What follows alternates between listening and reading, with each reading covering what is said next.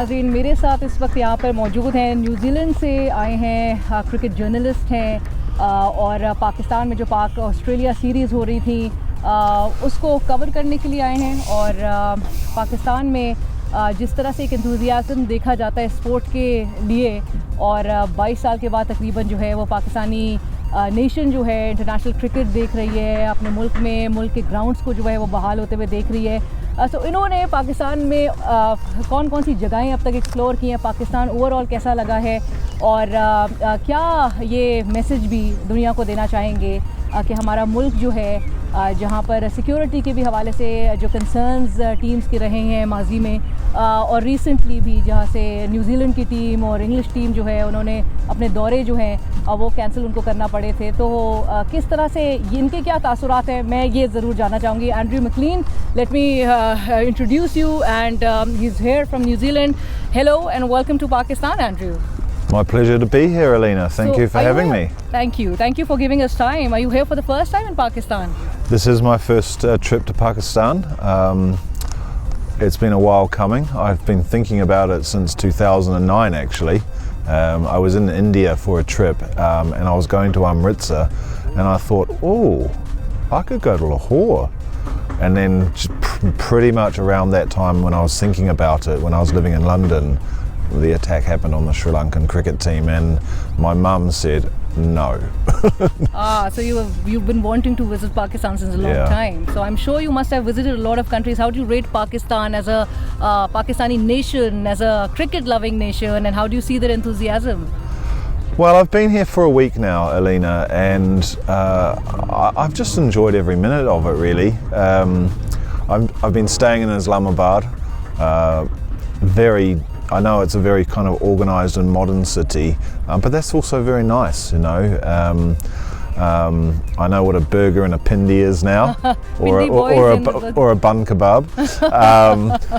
And you know, I had an opportunity while I was in Rawalpindi as well at the match to one of the journalists took me out, and we sort of roamed the streets of Raja Bazaar. So yesterday, a friend that I met just through Twitter, an ex-first class player, he took me up to the Margala Hills, and of course what I didn't realise was how powerful Twitter is here. So there's been hundreds of suggestions of places to go. Hundreds of places to go, and I also saw one of your tweets in which you asked for recommendations regarding Gilgit-Baltistan as well. So you'd like to explore more provinces and more places in Pakistan?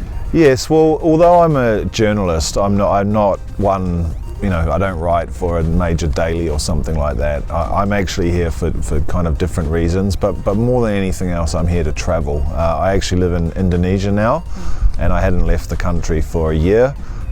So when I saw that the cricket was on and there was no quarantine in Pakistan, I thought that's just a very easy choice for me, and I may or may not see the next match in Karachi or some of it, because my kind of goal right now, or the thing I want to do, is to explore the north. So that's what I'm going to do. Right, but you were there to cover the matches in Pindi Cricket Stadium. How did you find that, and do you think Pindi Cricket Stadium could be a great place for more international cricket matches? Definitely, it's a really nice stadium. Because I come from New Zealand, I'm used to smaller cricket grounds. You know, and Pindi Stadium's not that big. I think there's a capacity of about 20,000. Right. There could have been a few more people there. I think a lot of people were put off by the match itself wasn't the best of test matches. So I think that, you know, impacted the size of the crowd. But the atmosphere was fantastic. I sat in the crowd one day just before Imran got his 100 in the first innings. Those horns, they were really loud.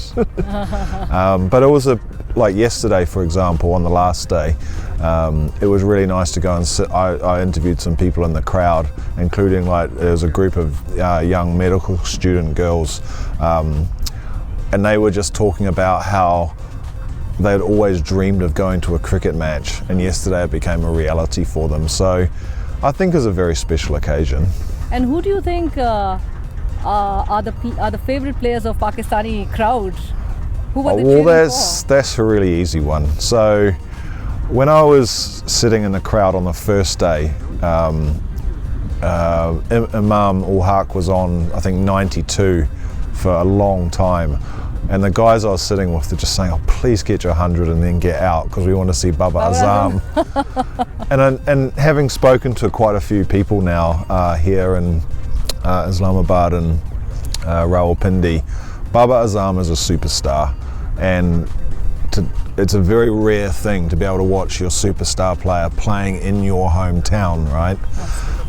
But the other name that kept coming up, and unfortunately he didn't really feature in the match, was Mohammad Rizwan. You know, he's an international superstar now because he's had such a tremendous year in 2021. And I think the other one would be Shaheen Afridi, although the one I really want to see is Haris Rauf, because a few days ago I played I played some street cricket in the parks with some kids, and the story of Haris Rauf's rise to the Pakistan Test team is remarkable. He went from tape ball cricket to a trial for a PCL club to now being he wasn't in this match because he got coronavirus, but what a story. Right, Andrew, you know that most recently two teams in fact had to cancel their trips to Pakistan, and New Zealand being one and the English team, and now that we see international cricket has returned to Pakistan after more than 2 decades, I think people are very enthusiastic and they're willing and they're excited and they're willing to see more matches in Pakistan. You're here and you've been exploring, and like you said that you've explored places in Pindi and Islamabad and in a public cab. So do you feel safe in Pakistan? Do you feel it's a safe country? Very safe. I mean, even just this afternoon, I went to a co-working space in the DHA area. There's a security guard with a gun there in a co-working space. You know, it's just an office. So, yeah, extremely safe. But, you know, I think you can't really compare me to a player. It's not even the same thing, right? You know, New Zealand was here. They were due to play on the morning of the match. They decided to cancel their trip. I think the Australian tour so far has shown that New Zealand's decision was not a good one. Pretty short-sighted. And I think what's frustrating for Pakistanis, because plenty of people have talked about this issue, is the New Zealand Cricket Board has not actually said why they left. They just said there was a threat. I don't think that's good enough for the people of Pakistan. But actually worse still was England's decision not to come at all. You know, I think that was the worst decision. But thankfully Australia's here, and you know, so far so good. The timing of the mosque attack in Peshawar, was it just a coincidence? I think it probably was. Not that I know that much about these things, but I think that probably created a bit of a wobble in the mind of the Pakistan fans, like, really? On this day, first day of the test match? But I know the Australians, from what the players have said, they feel very safe here. And would you tell the world that it's an absolutely safe place and a cricket-loving nation? Absolutely. And, you know, they should come down to Pakistan and... Yeah, I mean, I think the world knows that Pakistan loves cricket, right? I just think someone said to me there's too much negative press about Pakistan, but I actually don't agree with that. I think it's the absence of positive press which is the problem.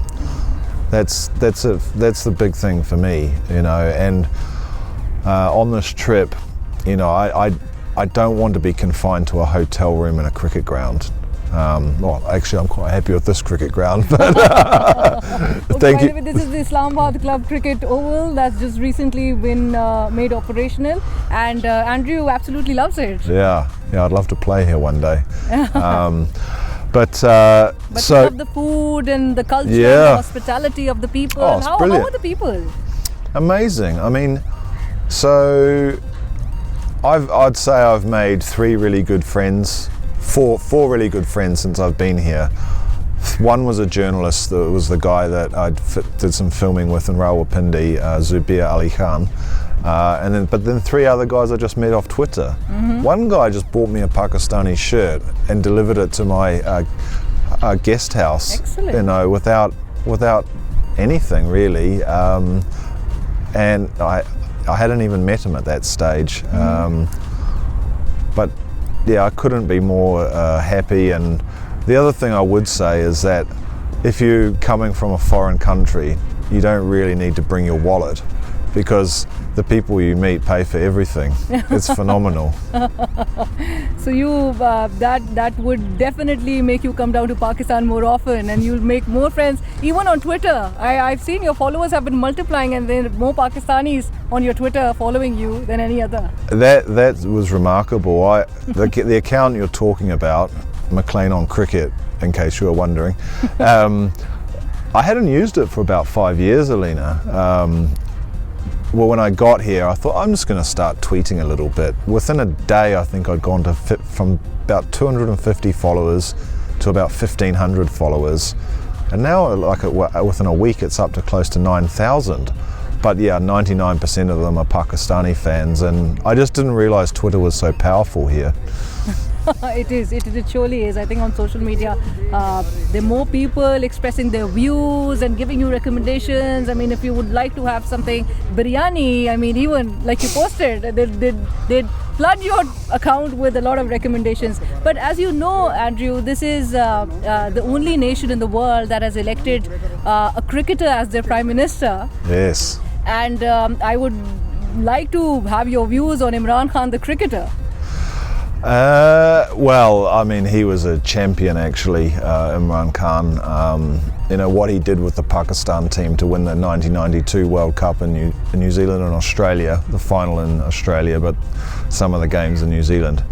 I mean, actually, aside from the fact that I'm annoyed that Pakistan knocked New Zealand out in the semi-final, thanks to Inzamam ul-Haq, yeah, what a great leader. I think he's just one of those very charismatic people, you know, on top of being a magnificent all-rounder. You know, I think sometimes people forget how great an all-rounder Imran Khan was, and he was also in an era with very good fast bowlers such as New Zealand's Richard Hadley and a lot of the West Indians, but yeah, a great of the game. And yeah, I mean, it's quite a phenomenal step up, of course, to go to politics and then eventually to become the Prime Minister. I've also bought a pair of shoes like he wears. The Peshawari chappals? Yeah. I bought them in Raja Bazaar the other day. Nice, very nice. And as we were chatting off the record, you also mentioned your mother's been a fan of Imran Khan as well. Oh yeah.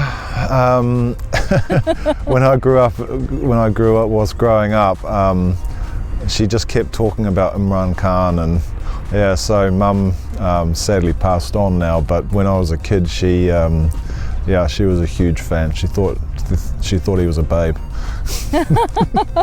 My last question would be about the top-rated, according to you, the top-rated Pakistani players. Your top 3. Well, I guess Baba Azam would have to be number 1. I think he's a tremendous batsman.